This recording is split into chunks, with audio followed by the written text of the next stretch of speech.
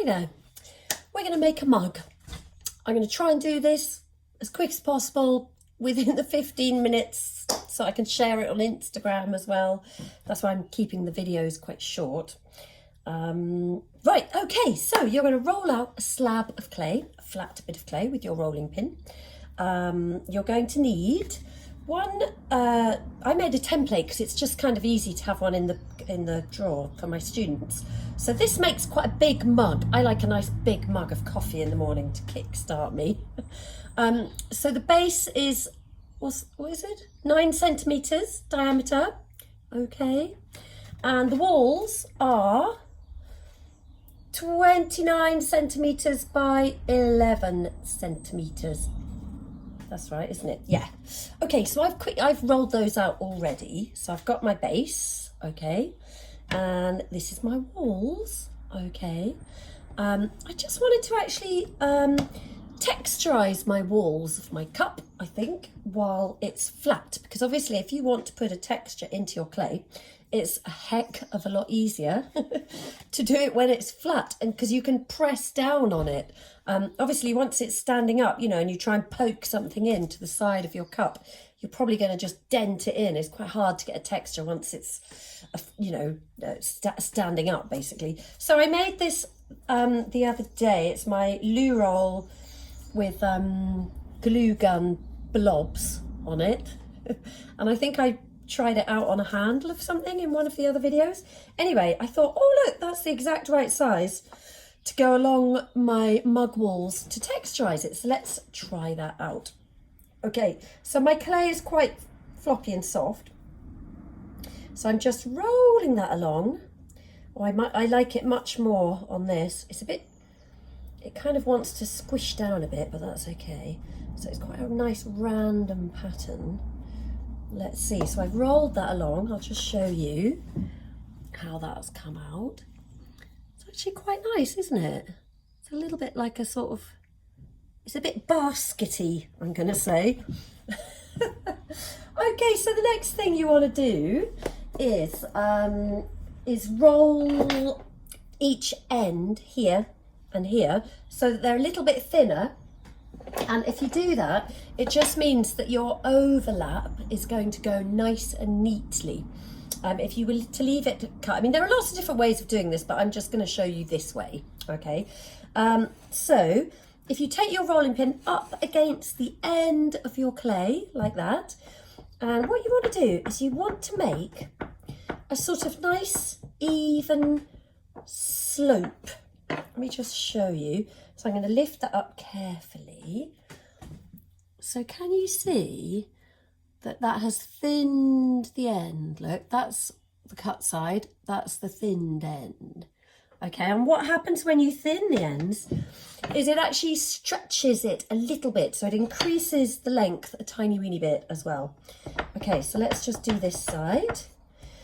So I'm just looking for a nice even slope on both ends. Okay, so I've done that end as well, and because it's kind of spread the clay a little bit, I don't know if you can see, you see it's a little bit wider at the end now, so I'm just going to trim off that little ear here, just going to trim off that little bit extra and trim that off as well.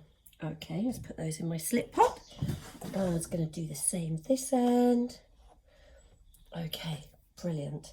So now I'm going to turn it over because we're going to want to basically stand this up around the base, yeah? So obviously we need to do our scoring and our slipping. So, you know, any 2 times that you join 2 pieces of clay together, you need to score both bits, which is this sort of heavy cross hatching with the tip of your knife, and use the liquid clay, which is the slip. Oops, dribble, dribble. So I'm going to quickly, I'm actually just going to use my potter's knife today. I know that you are all using kitchen knives, but just for the sake of speed, I'm going to cheat. Sorry about that, guys. So I just do quite vigorous cross hatching because you really want to get your scoring done properly, because people that don't do proper scoring, you know, you do get cracks You really joining clay together properly is absolutely one of the most important things that you can do with pottery. You don't want your stuff to fall apart. So I've scored across there and all the way down the bottom, like that, okay? And I'm just going to turn the whole thing over, and I'm going to score this side along the top side, if you like, because that's where the overlap is going to be. And I'm giving it quite a generous bit of scoring, because hopefully, I'm not quite sure exactly how much it's going to overlap, but can you see? So what's that? That's kind of about as thick as my thumb, you know? I don't want it to be a mean scoring.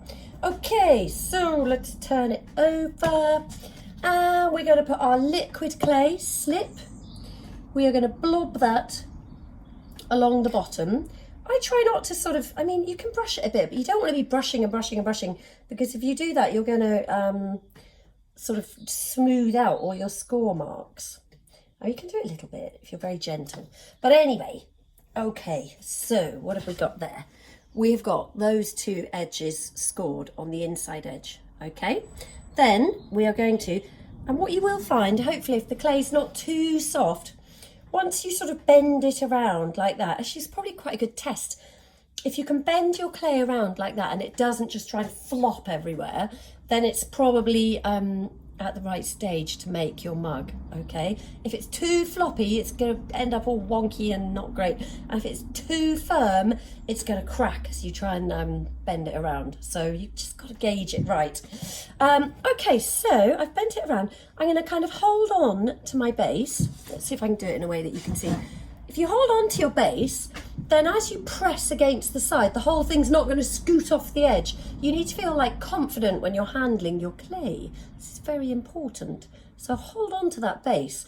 And then using this part of your hand, you're going to sort of work your way around. Oh, we can't really see. But I'm basically, whoa, oh, see? That just flopped.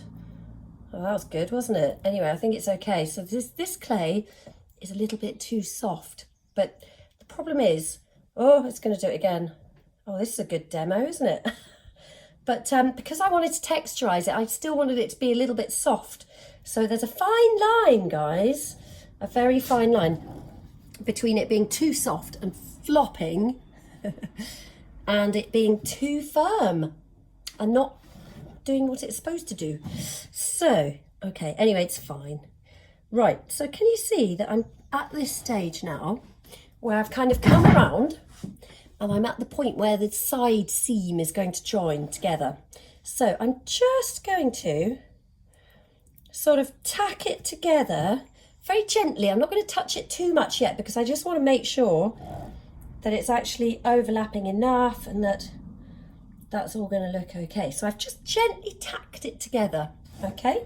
And now I'm actually going to put one hand inside and one hand outside, and I'm just going to scoot my way up. So basically what I'm looking for is a way that I can press both those edges together. Oops, look, I've got a little tear there. That's okay though. Both those edges together without kind of poking it around too much. So that's fine. You don't want there to be a gap or a crack. Okay, and also I'm just going to go all the way around the edge again, this way, and making sure that that is really, really well joined. And then you might find that it's stuck to your board a little bit. So you have to sort of give it a little twist and a little, you know, like that to get it off. So you can lift it up and have a look. Hello. That's good. Yeah, so that's joined quite nicely. That's good. I was going to say turn my board over, but I'm on the turntable, so I can't. So what I might just do is just trim away that little bit of excess clay there. And also what I'm going to do is I'm going to take a little block of wood and I'm just going to actually, can you see the bottom looks really, that's not good. That would just chip really easily if we were to leave that like that. So I'm going to take my block of wood and I'm actually going to pat that in, okay, like that. And I'm just chamfering off that edge. And that's a really, really good thing to do. I'll show you just now, because it's consolidating that side seam, and also the way it will stand will be much, much more beautiful, because you will have sort of got a little shadow at the base of your form, which kind of just lifts the form a little bit. Okay, I'll show you. Can you see? So that actually looks much better around the bottom. Yeah, having that little shadow and there's that little tucked in bit. So that's essentially the beaker element, okay, and you could just leave it like that. It could be a great pencil pot.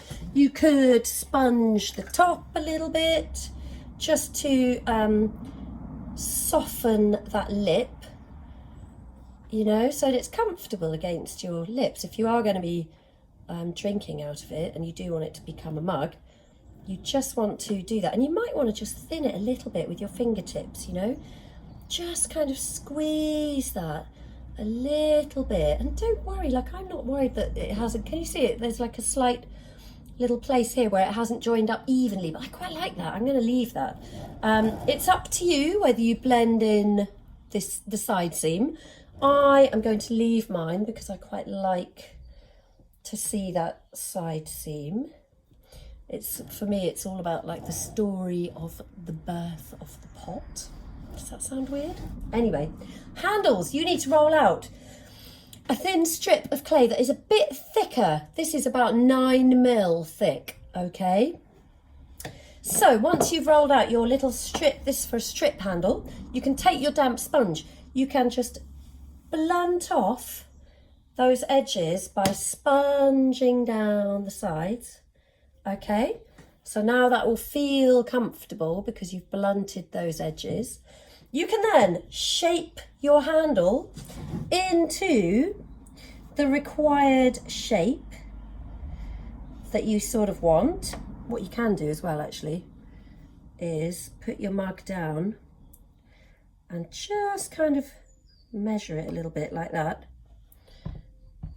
Okay, so I kind of know that that's going to fit.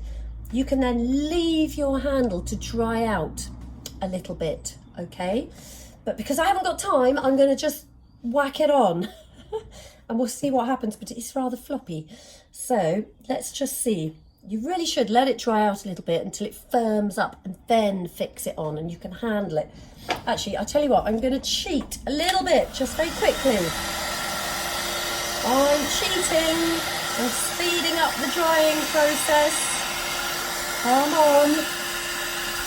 So I just want it to be a little bit more leather hard. I kind of want this to be a bit drier as well, but anyway, it'll be okay.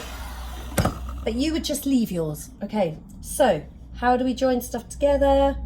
We score and we slip. I hope this fits. I haven't really done very good measuring. So once it's dry, so you can handle it, it's sort of flopping all over the place. Okay, so I'm just thinking at the moment, oh God, that's way too big, way too big. So what we need to do is cut that down a bit. So I'm going to cut chunk off. Let's offer it back up now. Still too big, as far as I'm concerned it is anyway. I don't like a great big jutty out handle, it's just going to be wrong. Just wrong. That's starting to look a bit better. It's still a little bit too big actually. It's amazing how small I actually want it. Because if they stick out too far, they just look a bit funny, you know? That's got to be better, hasn't it? Right, so what are we doing? Oh God, let's get this on. So, score and slip. I'm just marking where that's going. Score, score, score. Here we go.